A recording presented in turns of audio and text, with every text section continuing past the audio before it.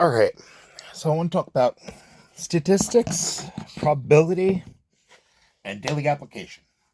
Okay? Personal experience, and how my personal experience ended up going ahead and very much so different, being different from most people's lived experience, alright? So, for anybody that is not familiar with my backstory, alright? Long term coma survivor, alright? Statistics.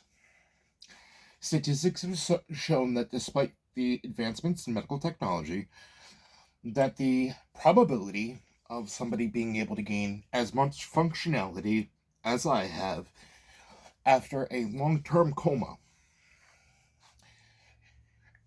And keep in mind, when I say long-term, a long-term coma would be longer than a year. All right?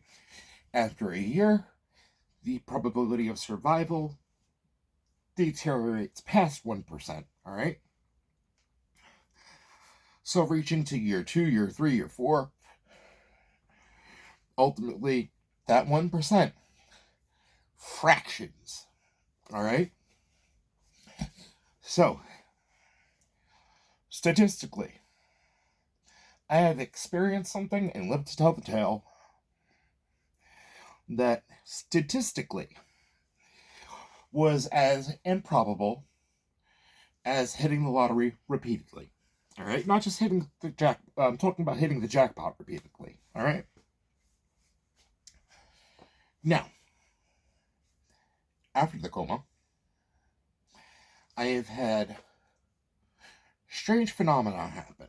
Now, keep in mind, before the coma, I had strange phenomena happen that,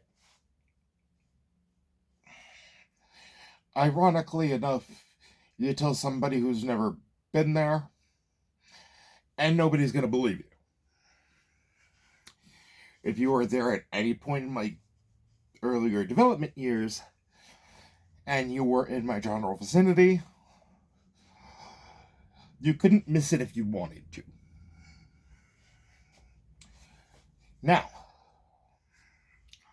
I showed a video earlier, alright? That ultimately skeptics would end up going ahead and being like, oh, you're just showing a video of you waving your arms around, trying to get smoke to move. Now, earlier I was explaining molecular dispersion, alright? So, how would somebody know what they were seeing if they were untrained? Now, keep in mind, what I was explaining was quite literally the very beginning of what people get taught as far as the way particles work. All right? Particle physics start getting taught in elementary school.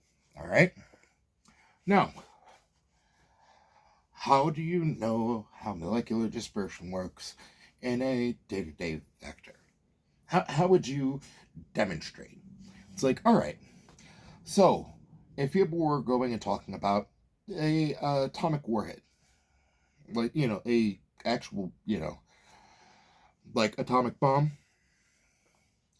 when you see an image of a mushroom cloud, it goes upwards and disbands outwardly, literally coming from the center, folding outwards.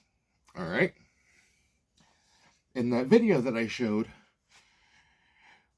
what is showed, atomically or partically, is supposed to disperse, all right?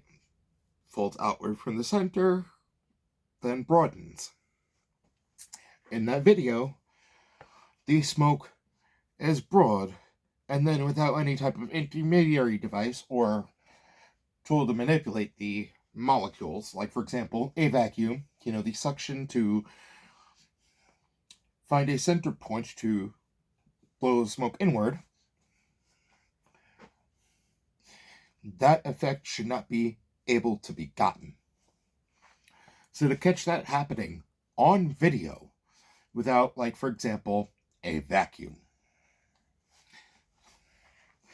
that is what would be called a scientific anomaly. Just like my survival as what would be considered a statistical anomaly. An anomaly is an irregularity.